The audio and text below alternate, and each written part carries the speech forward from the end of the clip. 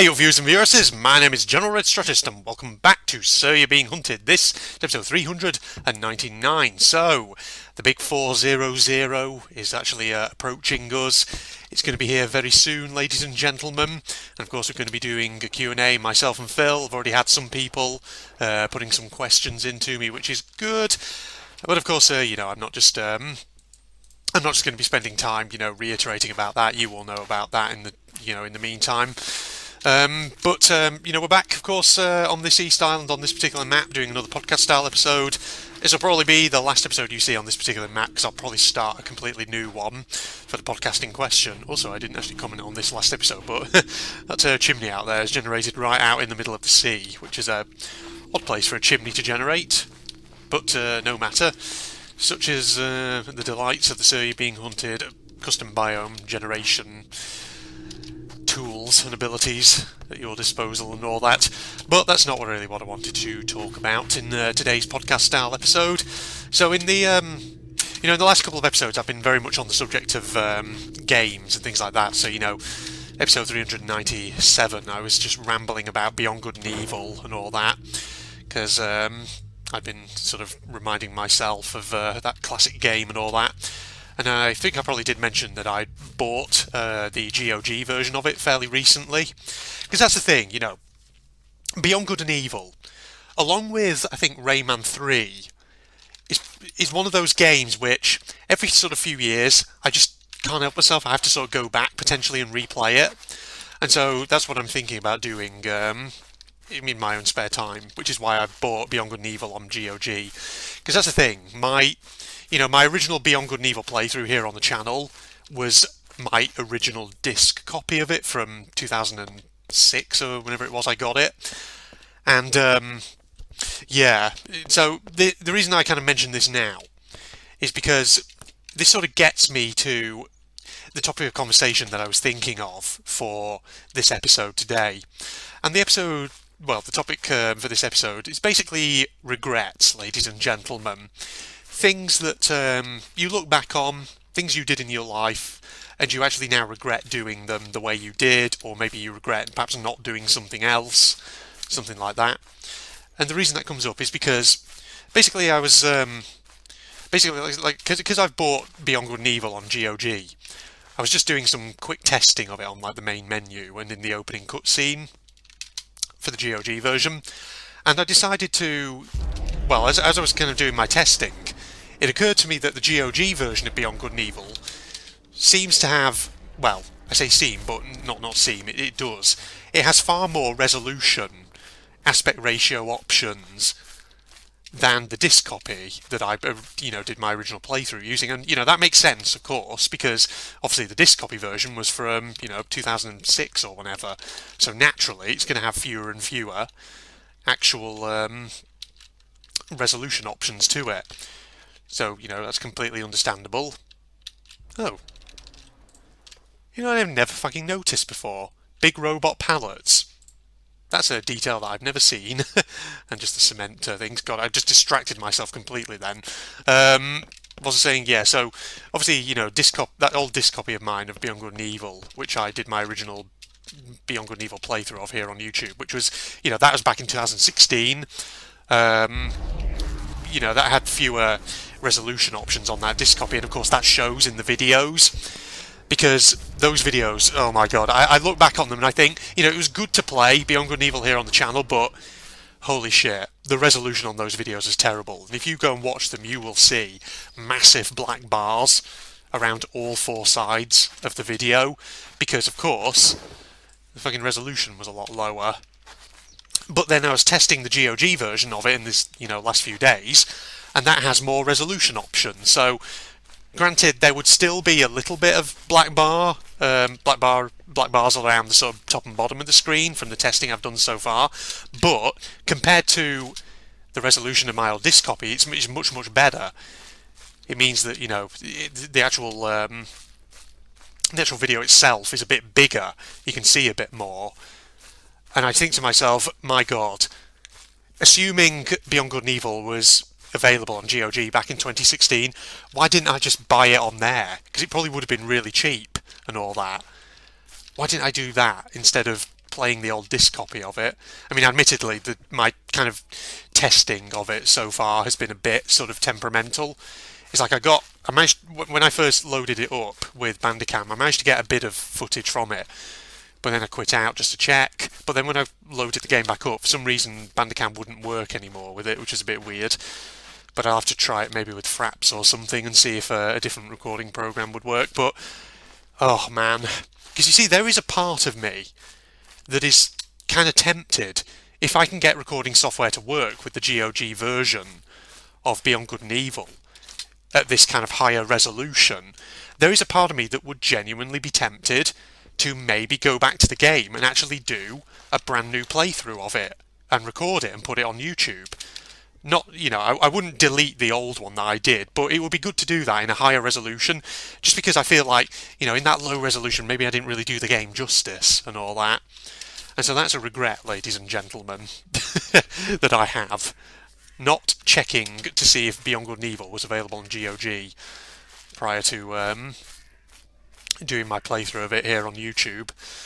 I mean, admittedly, there is Beyond Good and Evil which is available on Steam. The only thing is, though, apparently the Steam port is a bit buggy, and sometimes it doesn't work properly. So, yeah, that's just something worth noting. Oh, man.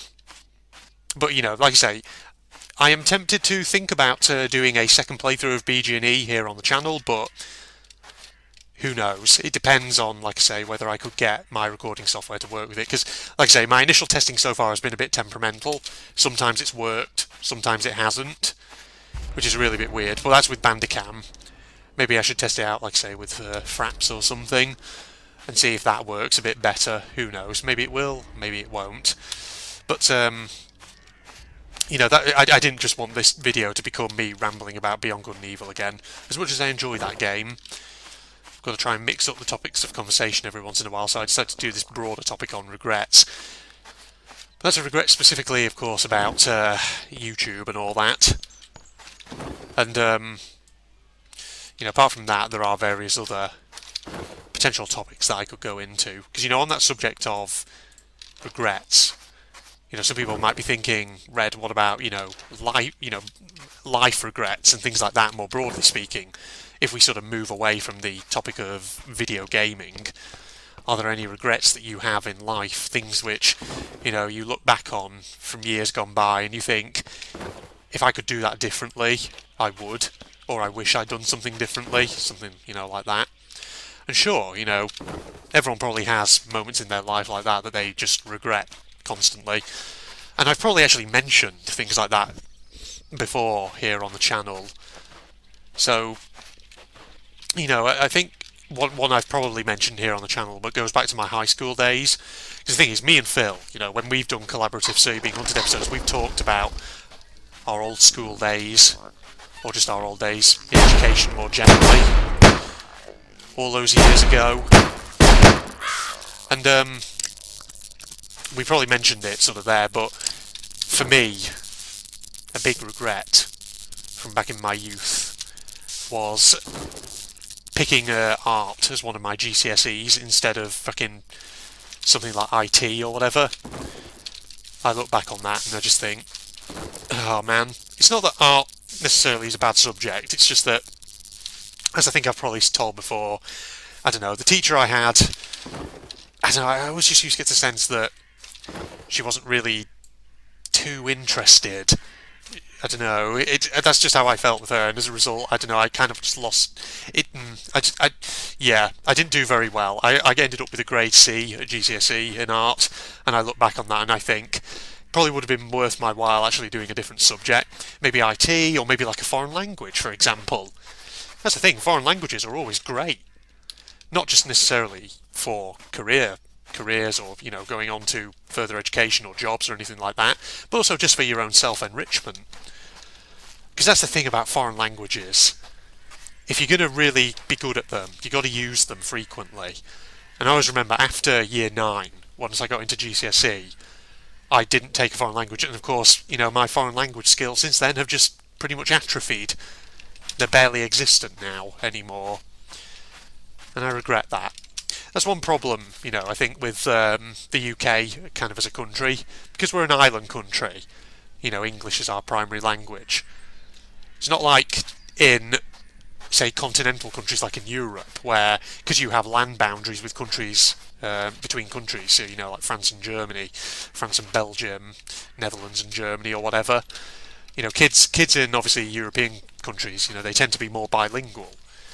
And to some extent, that's kind of forced by geography. Because obviously with those kids, they may need to learn that language.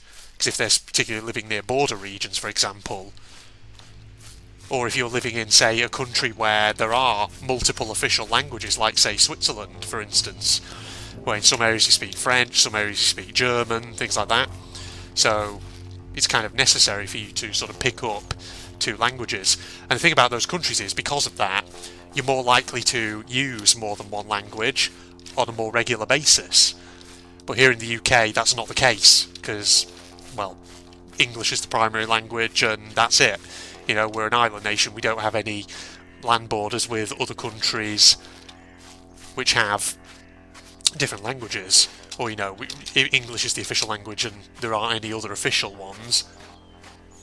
But, that just means that I think here in the UK, our language skills for foreign languages just tend to atrophy. And I don't know if it's still the case, but, in recent years there's been kind of concerns in the education system about how foreign languages, fewer and fewer kids seem to be actually taking them these days.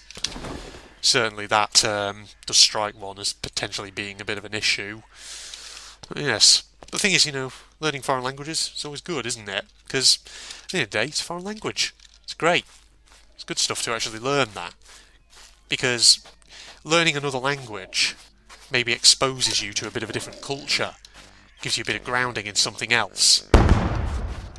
And thus you learn about different ways of thinking, stuff like that. It's just good for your, like I say, your own personal enrichment, or whatever you want to call it.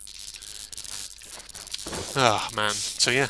Some regrets from Red there, ladies and gentlemen. Why did I not, play Beyond Good and Evil, the GOG version, here on my channel instead of my old disc copy? And going further back, when I was a kid, why did I take art and not some other flipping subject? But having said that, it's one of those things where, I don't know, sometimes with regrets you do have to be a little careful, because you can get so carried away with kind of that pessimistic feeling of, I should have done this or I should have done that. But the thing is, like, if you go back to that moment in your life where you made that decision to do whatever it was you did, if you put yourself in that same situation again, with the exact same information that you had that first time round, that exact same viewpoint and whatever else have you, probability is you'd probably actually just make the same decision as you did then. Do you know what I mean? And that's the thing. I mean, the reason I took art originally was because I had an interest in it, and I did enjoy it. As I did have an interest in it, and I did enjoy things like drawing and stuff like that. And the problem with my high school was, with IT and things like that, it just, I don't know, I always found it a bit boring. It never really engaged me, high school IT lessons. Because the problem was, all we ever really did in IT was stuff like fucking learning how to use Excel spreadsheets.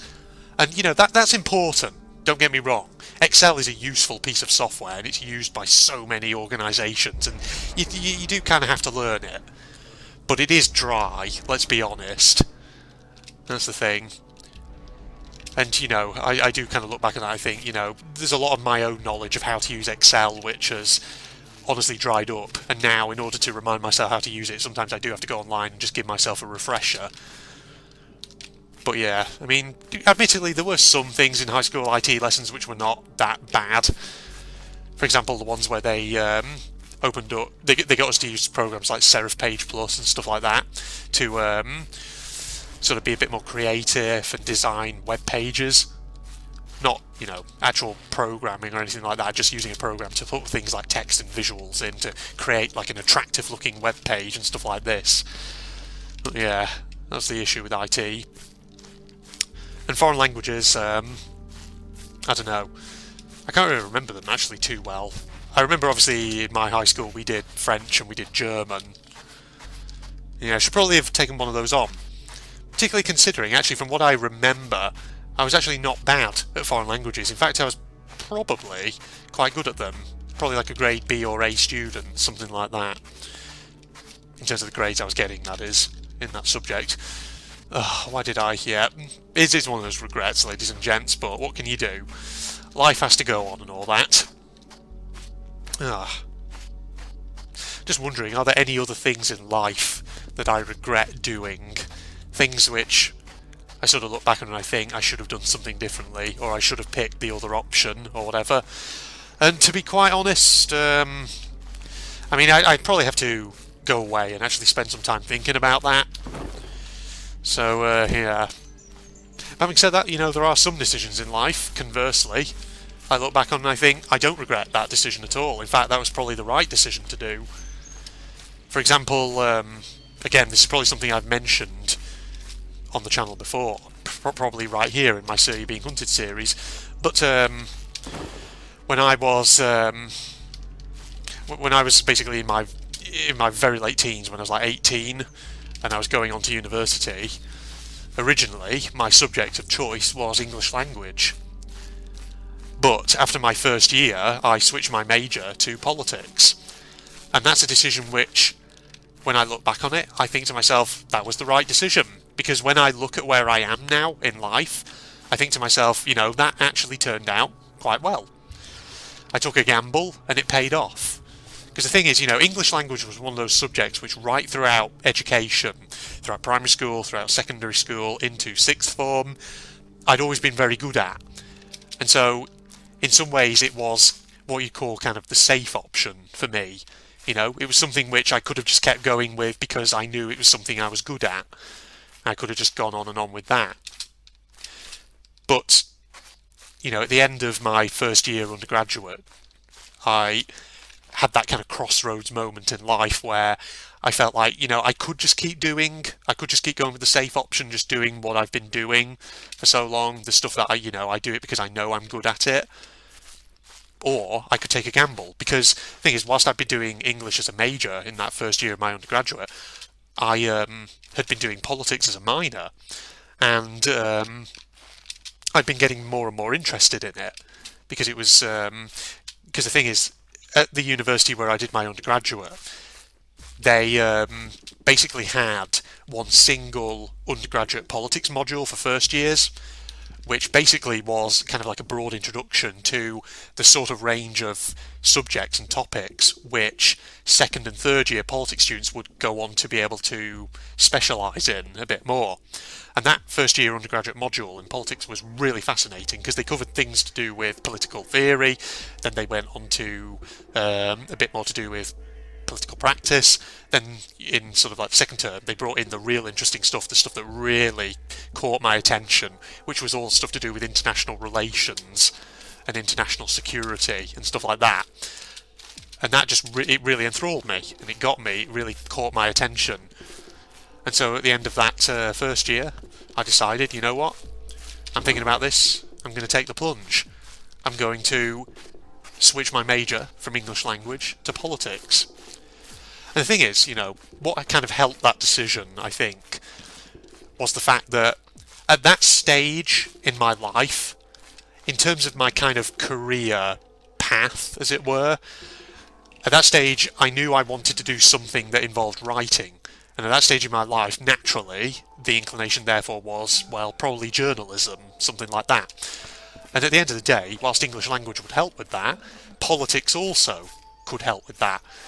So it wasn't like a toss-up between two incredibly different subjects that would potentially lead to two incredibly different career fields. There wasn't that kind of element of risk to it, which I think helped to make that decision easier. That's the thing, if it had been like a toss-up between, say, English language and like a science subject which maybe would not have been as suited to a journalistic career, or something like that, that might have made it harder. But as it was, it came to a toss-up between two subjects which both could appeal or kind of speak to the sort of career path that at that stage of my life I was on. But of course, ultimately, usually your life always goes in a direction which maybe you didn't anticipate, and which you look back and you think, actually, I'm kind of glad it did go in that direction, because I, found out some interesting stuff about myself, and it took me down a very interesting path. And that is the case with that politics degree, because after, as I started to get through the second and third year of my undergraduate degree, and I started to come to the end of it, increasingly I started to think, you know what, it's not just journalism now that has my interest. Maybe academia would be a path that I'd be interested in. And that, of course, is where I am now. So, yeah, fantastic. There you go, ladies and gentlemen. Man, what started out as a topic on regrets has also now bloomed into a topic of decisions that I don't regret. And that was one of them, ladies and gents. But yeah, I feel like I'm kind of rehashing old topics from previous Being Hunted videos here, but that's not too much of an issue. Sometimes I like to reminisce about the past and all that. But you let me know in the comments, ladies and gentlemen, if you want to have a conversation about it. What sort of things did you come to regret in life? Any kind of moments like that in your life which you look back on and you think, I wish I'd done something differently there, or I'd made a different choice, or whatever. But yeah, just a potential topic of conversation. And I think probably we'll wrap this podcast-style episode up there, ladies and gents. So I hope you enjoyed that, and hope you're all looking forward to episode 400, where the Q&A will be taking place. So, in that case, Facebook and Twitter links down below, along with the link to my propagandist channel. And if you enjoyed, don't forget to leave a like, comment, subscribe, and all that jazz. In fact, apart from that topic of conversation about regrets, also, what I will just tentatively ask is, if anyone would be interested in me seeing a playthrough of Beyond Good and Evil, one that's in a slightly higher resolution, then by all means you can comment saying so. I mean, it's just a vague consideration that I'm just having at the moment. I mean, I don't know if it'll necessarily come to anything. It may not. But, if I could get the recording software working with the GOG version of Beyond Good and Evil, part of me would be tempted to go back and just replay the game, record it, and put it here on YouTube. It's not a replacement for my original playthrough, but as something perhaps just a bit more professional. And that would also mean, if I was to do that I could potentially create some new outro slates. Because the thing is, if you look at all the outro slates I've ever used in videos which feature a clip from Beyond Good and Evil, obviously those black bars make it really fucking small. It's like a video for ants or something. It would be good to maybe have something in a higher resolution. So, sorry, I'm starting to ramble now. In which case, I hope you'll join me then for episode 400, which of course will probably be a mammoth video. Let's put it that way. But I'm sure you'll all enjoy it. So, goodbye everybody. It's just a great big fucking rocket over here. What's the deal with this thing? Just sort of wandering around. Okay, nothing there. There's the V1 down here. With another console for it. It's like a launch track. Do anything with the console? It's making very sci-fi noises. There's like a bridge thing over here that doesn't do anything, or what? Is there a point to it? Huh. No, it doesn't seem to go anywhere or do anything. Maybe it'll open up later. Platform over here, and you've got these flying saucers. It says Vril. Wasn't Vril something that... there was a guy who wrote a book, and he had the term Vril in it, or something like Vril Society? Is another kind of common conspiracy theory thing.